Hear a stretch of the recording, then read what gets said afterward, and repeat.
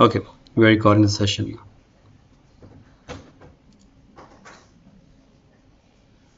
So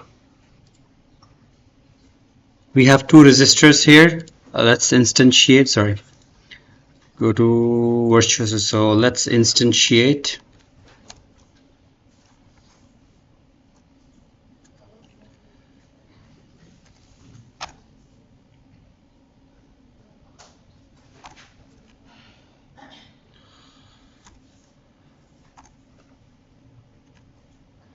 We have one resistor here and another one here.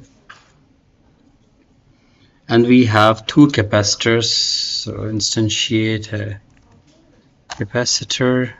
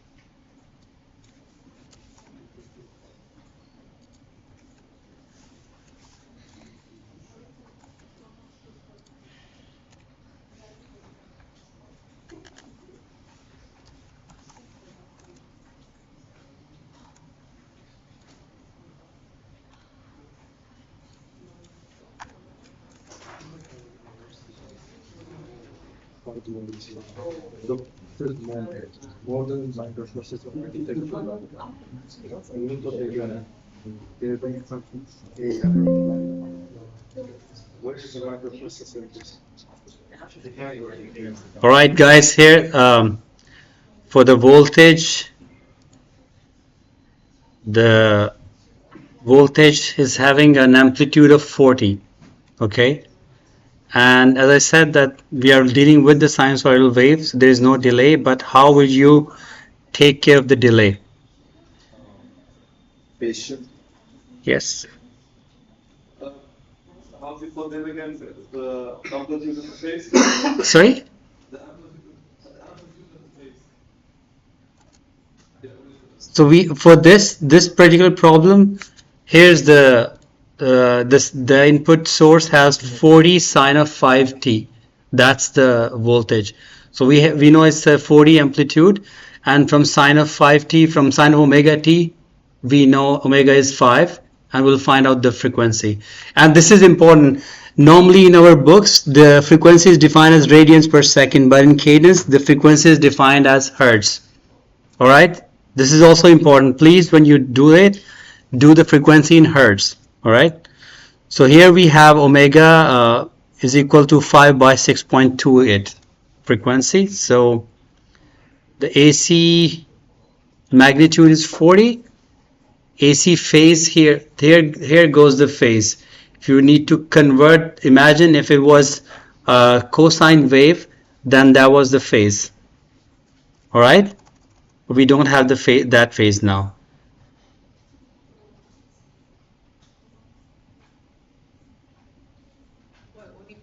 Sorry, that's the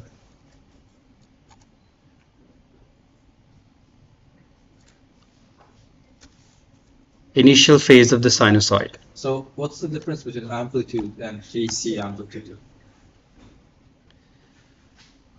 The AC amplitude is what I understand is peak to peak, where they give it as a, so if I give a 40, they will take it as a 20 as an amplitude.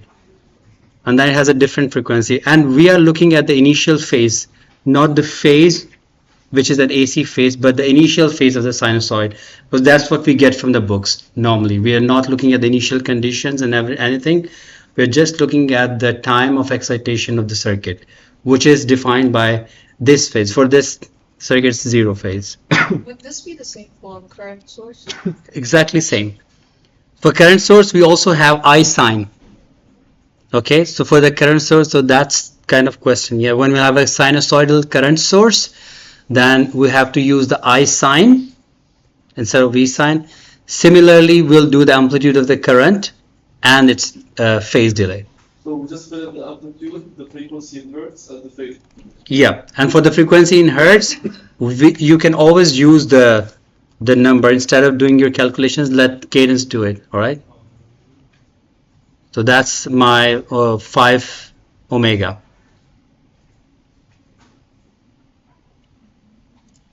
Can you show it with the current source? Because it's not showing the same. It's not doing what? Can you show it with the current source? Like just an example.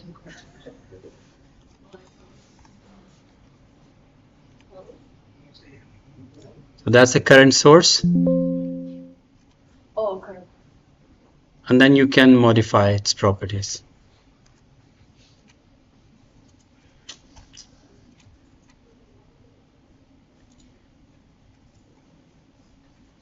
So amplitude is 40 and initial phase is 0, so don't have to mention it.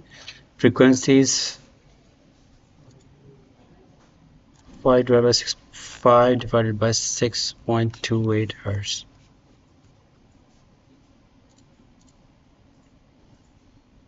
All right, just to check and save.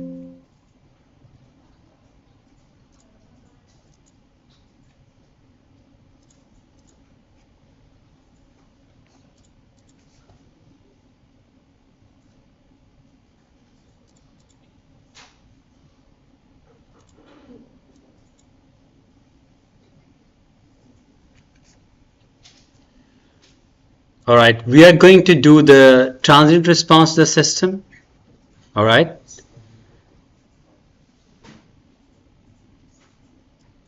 Here, it just shows AC, like it's transient. It then asks some other things. Yes, good question. Because I tried that during the last lecture, but I even tried to do some like sample settings, but still, if, like can we do the identify the power, for example, for each function? We can do many things, but the idea is we have to understand the transient response to the system and the AC response to the system. So there's a complete difference between the two response. The transient response can take a single frequency. All right, like we set the frequency, right? Right now, omega is 5 to 6.28 hertz. So the transient response works on a single frequency, and then it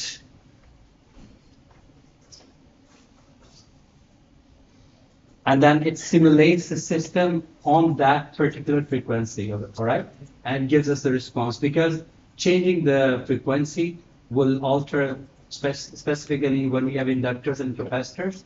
And then again, in combination with the resistor, they will alternate the dynamics of the circuit completely if the frequency is changing. So for all those kind of things where the frequency is, we are working with a single frequency, we will always be doing the transient response with this. All right? But if you're dealing with a changing frequency, you will be doing an AC simulation. Because AC simulation gives you the system's response on a varying frequency. And thus it gives you the Bode plot and gives you the frequency response of the system. It gives you the response of the system to a changing frequency in a logarithmic scale, but it doesn't work on single frequency. So when you're working with a single frequency, you have to go to the transient response. But if you're looking at the frequency response of the system, you have to do the AC simulation. In this case, we will be doing a transient simulation because we are looking at one frequency of the system, which is the requirement of this particular problem. But if, imagine, the problem was like, solve this circuit, assuming that the frequency is changing, frequency of this voltage signal is changing. First solve it for the 10 hertz, and then for 27 hertz, and then 1 kilo ohm, 1 kilohertz, and then 10 kilohertz. So if the system says you that, then you have 4 different frequencies. So either you will run 4 different transient response, or you will do the AC simulation, where you will tell the system that simulate my system starting 1 hertz to 10 kilohertz. So it will cover all the frequencies in between. So here we are looking at the transient response of the system. And for the stop time, I know the system, normally the transients, they get lost very quickly, right? Within few milliseconds. But for this particular system, I know it needs a lot of settling time. So I will just take 100 seconds. Because I've worked with this circuit. You will do this, which I was doing in the past. I will take 50 seconds. I'll simulate, and then I see in the plot the system is not settling. You will still see. Oh, we will do it. You will see that the waves, their amplitude is rising and decreasing when you see the concentrator. So you know it's not settled. So what I used to do, okay, come back and then change the time to 100, and then last 30 seconds you see that the system is settled. So that's how I know. I'll do 100 and I'll show you what happens during the 50 seconds. I'll do the conservative. I'll do OK. So once this is done, remember we were choosing the outputs from this area, and from here set up the outputs. Right now in this thing we'll do the environment variable.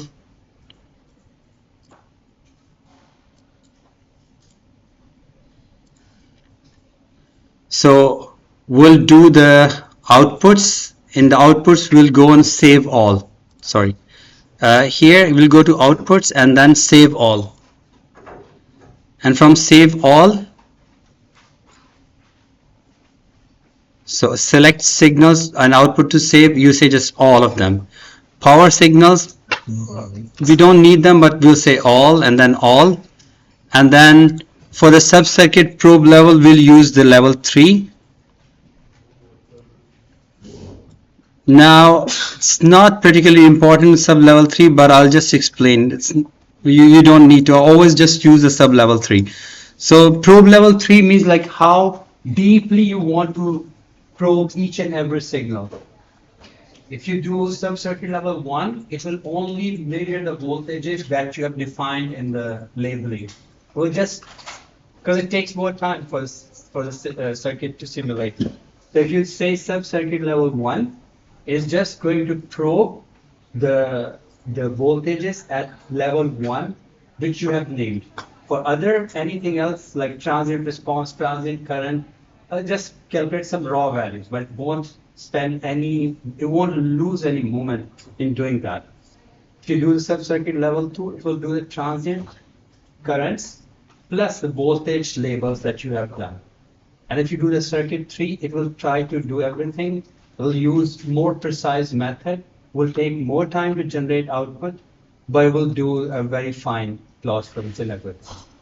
So maybe we don't need all of them, but we'll just do it. Okay? Use different algorithms. So that's what we are doing. So we'll say save all and outputs, probe level 3 set. You just close this and then run the simulation.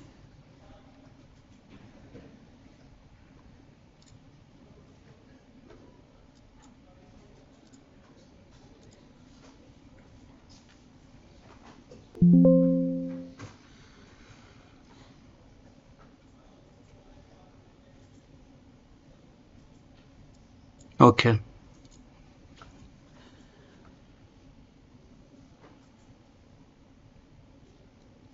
Now you have to right click on none and go to the direct plots, and then we can plot here the transient signals, transient sum, transient diff.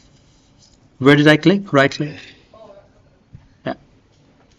And then you go to direct plots and you have the transient signals, transient sum, as well as transient difference. So we will need the difference here in this particular lab. If I am looking at the voltage across inductor, how would we do it?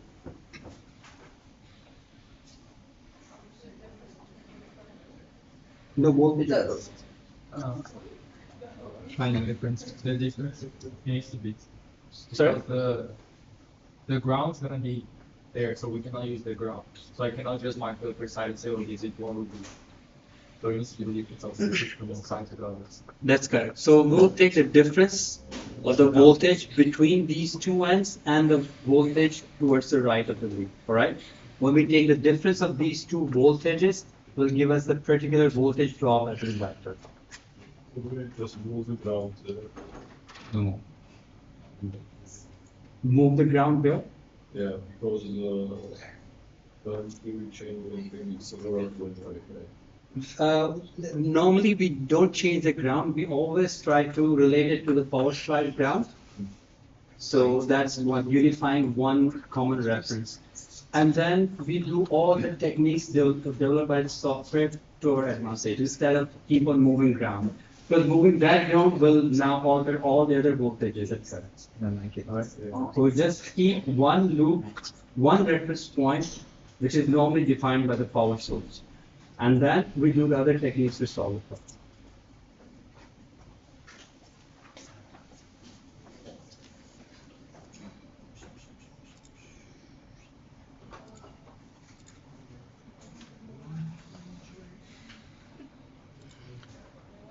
Okay, so I'll go and I'll right click and I'll say direct plots and the transient signals. And now it is asking me, so it opens the plot, but there's nothing on this plot as of now. Okay, now you can go to your picture and tell the system what transient signals that you're looking at.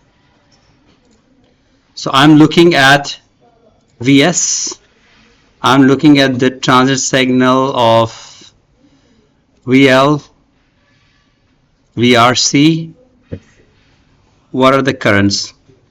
So IT is going to, so if I want to find out the source current,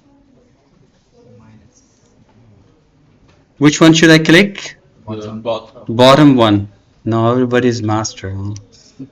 Yes. So that current transient signal, and then this current gets split in these two loops.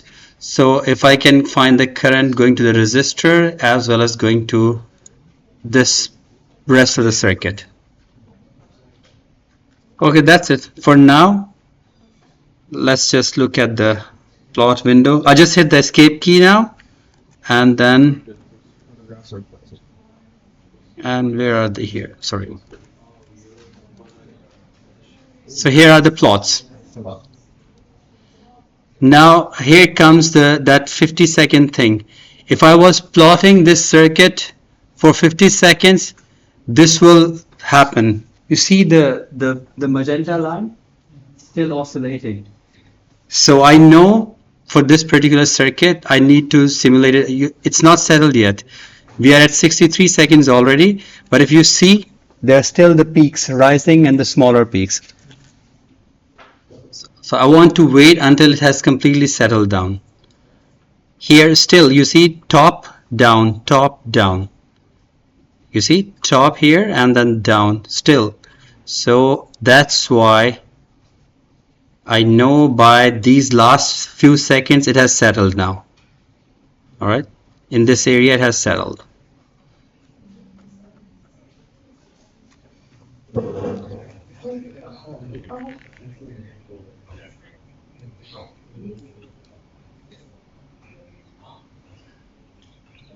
And why I'm doing that, why I'm looking at the settled area,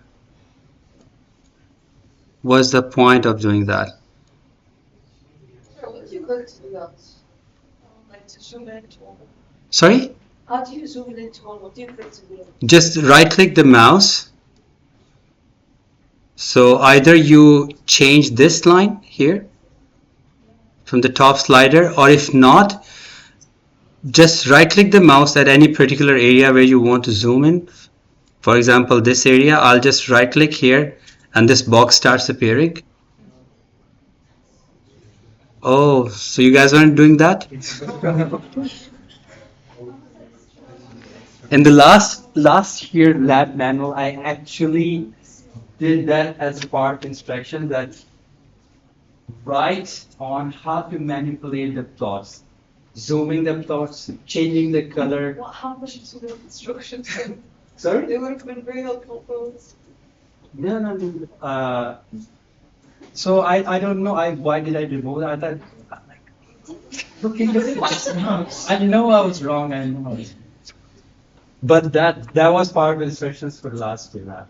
So I asked them to do that, do the zooming, change the color, change the plot into dotted and dashed dot and everything, and change the line width, everything I asked them to do. But I don't know why I just not included it here.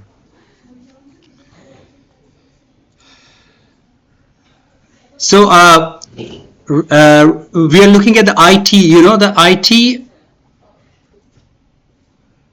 which is going to a voltage source. So I want to see the current IT and I want to see its phase difference from the voltage source. So it is like minus 49.8, 50 degrees. So I'll go to the plot.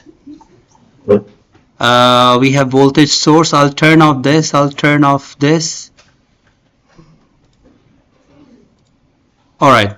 These are the two voltages and currents. So if I want to change the width of this line, I'll do it thick and right click. I'll change the color into this one.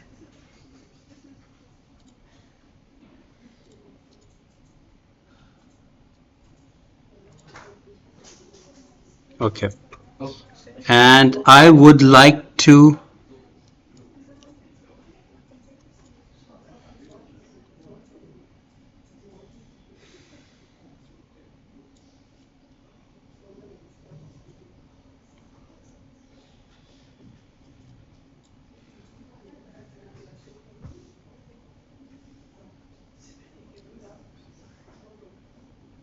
I'll just take this much of the wave.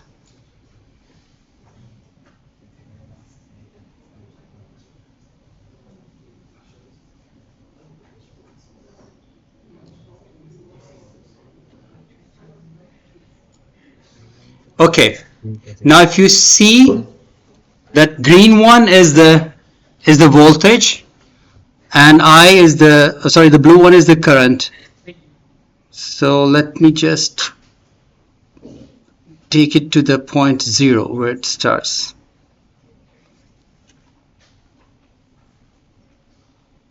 I want to look at the phase actually. I want to estimate the phase because that will be the part of your. You can set the time. No, you can get what's the graph like sine something. Like can you was like Equation for the graph. yeah, equation for the graph. The equation for this particular plot? Yeah. Yes, can be done. Yeah. You can use it to find it. No, there's no direct way. There's no direct way of doing it. Forming an equation, actually, that part of it will be the next lab. Because we will be looking at the power transfer on a sinusoidal wave. So there is something we call as a cadence calculator. So in calculator, we start typing the commands that give me the power, average power of a wave from this time to that time, because again, when we are calculating the power, we should not take the transient part. That doesn't define, that can give you the instantaneous power, but if you start looking at the power, it will make your power calculations wrong. For that, when we'll be doing the power, we'll be taking a small segment and tell Cadence in a specific format, I need to take that sine wave, that signal from this time to this time, and then we do actually calculate the power. And then it gives us a plot and everything. So there are ways, but right now we're not doing it. So How do you simulate it? How do you simulate the? we don't. Sorry. We're not doing this the same way we did in class lab, right? So like in 80, when you launch the ADXL, We did it launch ADXL. yeah, but like we're not following the same thing with the data lab. Like I don't know how you simulate the voltages. We are simulating everything because right now. It's such that we did. You want the seconds, like the seconds, like it's at 0 and then at 1. Yeah. Okay, wait. Once you launch the ADXL, You go to the setup environment, you set the ACC, you set the transit signal, transit simulation, and then you go to the outputs. The top, there's a tab of output, and you take the output, then you go to the bottom, there's an option save all. And then you bring in the probe level of 3 in that save all, and there you have a choice to save all power, save all voltages, and save all currents, and that's what I did. okay, so I it's the same. clicked. Last time we had to choose from the. We were doing few simulations. Right now, I'm doing everything. I'm doing asking Cadence to do all the power calculations, voltage signals, transit signals, because I might need anything.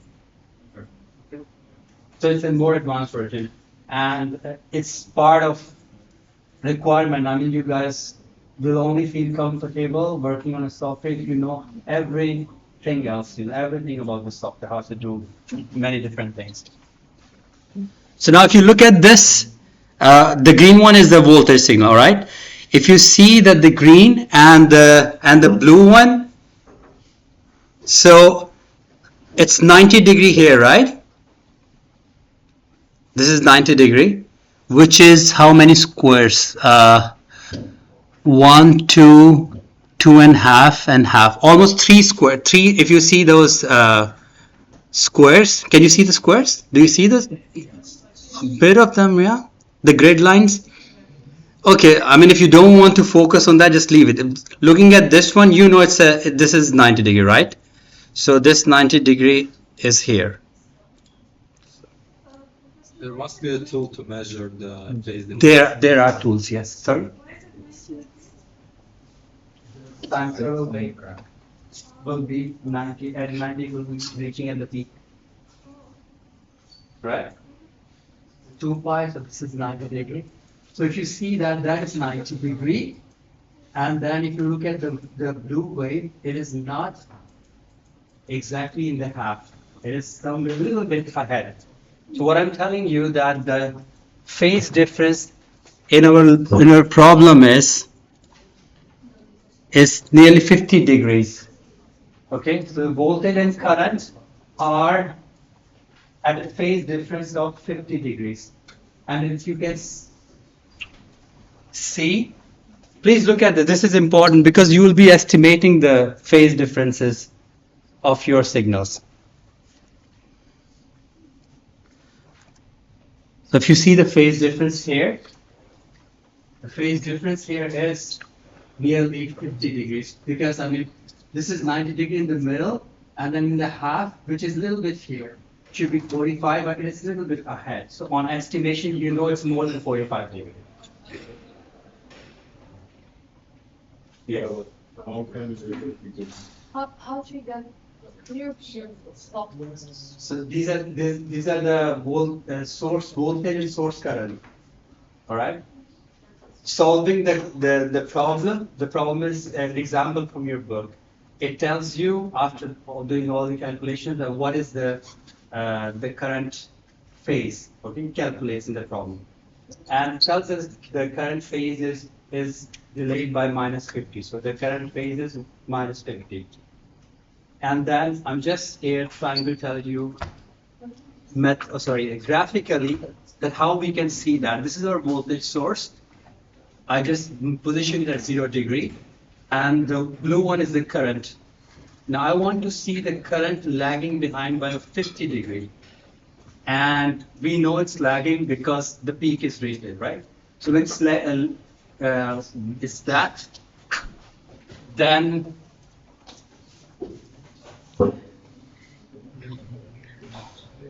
this is 90 degree. This line here is 90 degree, all right? If it is 90 degree, then this somewhere here it is 45 degree. This is 90. Let me make it a little bit more smaller.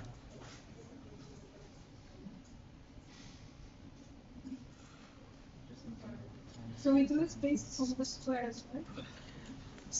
I have always asked in the lab manuals to estimate. It doesn't have to be exact. There's an estimation. I mean, if you call this one as a 45 degree of delay between the two waves, that's perfectly okay. So there's no feature on Cadence.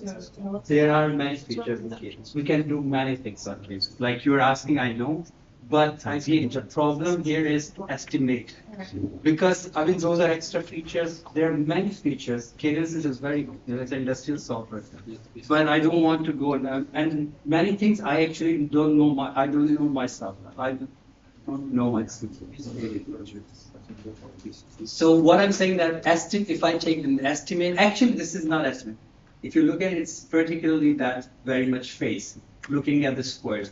But as an estimation, if you see that there is a 45 degree, because again, in the middle it's 90 degree, you see that it's a little bit ahead of the 45 degree. So it's nearly 50 degrees. Any question about this? If then I will look into the, let me take the question.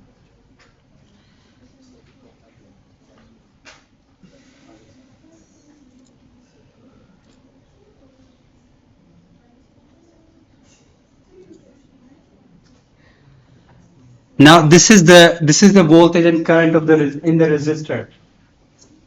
If you see the voltage and current in the resistor, There's no phase difference. Now look at the inductor. This is the VL. What was the VL?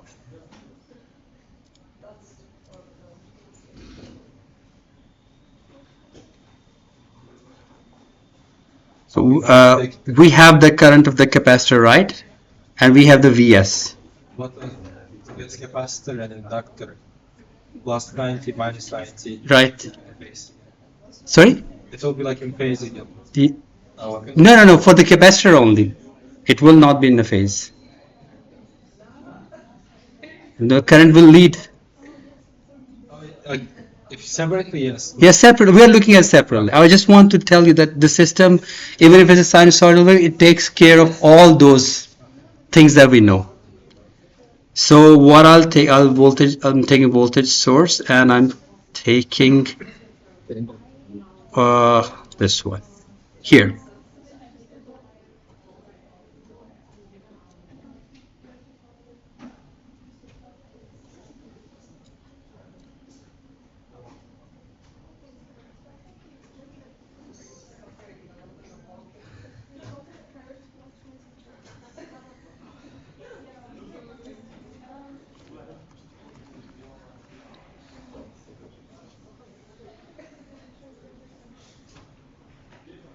Okay, you can always check again. Well, some of the students also did that. They were calculating the phases using the timeline, but again, really just an estimate. You don't have to go and look into the time and find the phase differences. You don't have to do that. The exercise here is just to estimate, because this does not have any knowledge value in it, to finding the phase, just confirming that yes, in inductor it is leading and lagging. So here again, I cannot set it, but they are in the 90 degrees. So you will see in the form of squares that there's a 90 degree, because here's the top peak, and if you see here and there, it's a 90 degree phase difference between the voltage of capacitor and the voltage of the source. And this was important that we look at right click and then not replace, new window. Just select the plotting new window, right click on none, and then direct plot transient difference. So here in transient difference, if I'm looking at the voltage of inductor, I'll do this one and then this one. It will take the difference of these two. And here, if you see here, this is the subtraction. And actually this is the command to find the difference. Some of you were asking that how to do it. This is the, when you will implement this thing in calculator, this particular way is the command. So you take the VT, and then the commands always start with the slash. So we are doing slash VL minus VT slash voltage of capacitor. So we're taking the difference of these two and giving us the voltage. So for the nodes, you pick the ones at the right and the left with the inductor.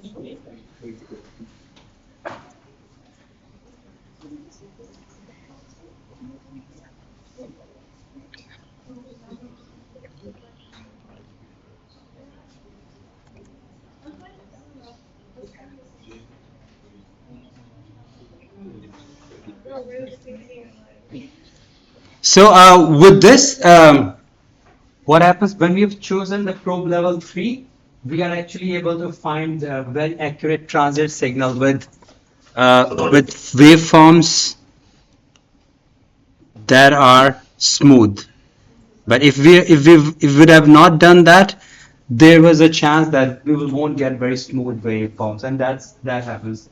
For our circuit, they are very small. If we are doing a very complex circuit analysis, and if we start doing probe level 3, actually the simulation can take hours. So to avoid that, or the designers, they just do the particular simulation of things at just sub-circuit level 1.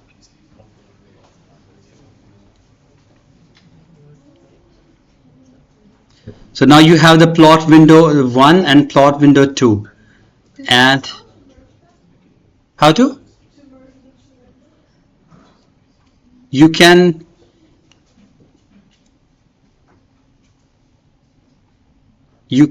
right click, and there was send to, no.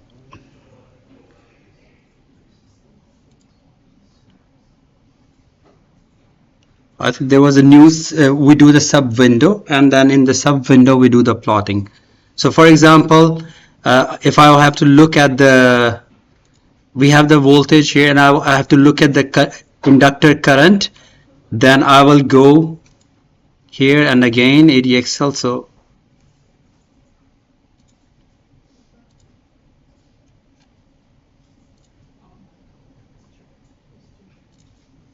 right click and I'll go direct plot and transient signal, and then I'll look at the inductor current by selecting this, escape. Off. So I have to select, before that I have to select append. Alright, so I'll do the append now. Okay, I'll select the append now, and then again, because I already have current, so you guys know that I already have the current now. This is the inductor current. Now I want to bring the voltage here, so I will change the setting to append and then right click and then direct plot transient difference of this and this, escape, and now I have the current and voltage on the same plot. Colors are same, just choose, double click, you can double click and change the foreground to blue. Okay, okay.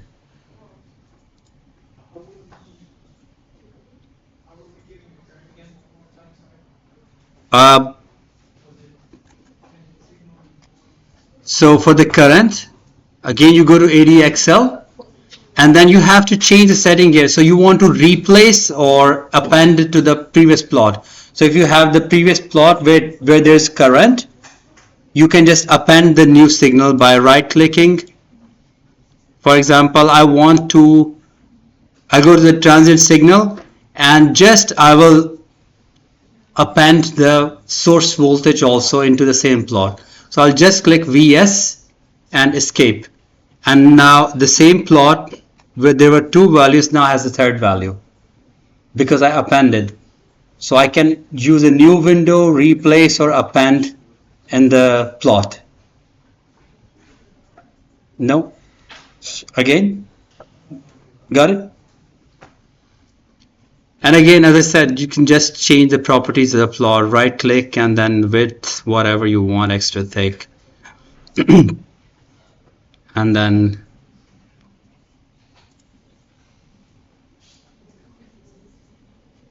any question?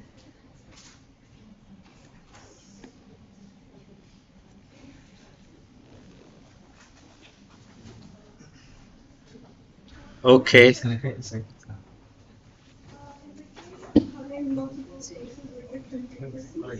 You said something about okay, everyone's choice. Yes. Can you do that using the same You have to choose I said that just to figure the voltage sources with current sources equivalent to but what I said that it should have a current source in cosine and voltage source in sine. Both of them should be converted to sine. So what about the frequencies? You always have a because I mean we are working with transient signal, we are not looking at a frequency response. So these systems will always have one single frequency. But imagining there are multiple frequencies, voltage has a difference and current has a different frequency. Go ahead, configure the frequency, configure the. You will always like sine of omega t, right? So that omega will give you the frequency for voltage and current. So they are different frequencies. Go ahead, just configure everything and the system will let you. Oh, answer it before. So we just learned two things. I don't know that.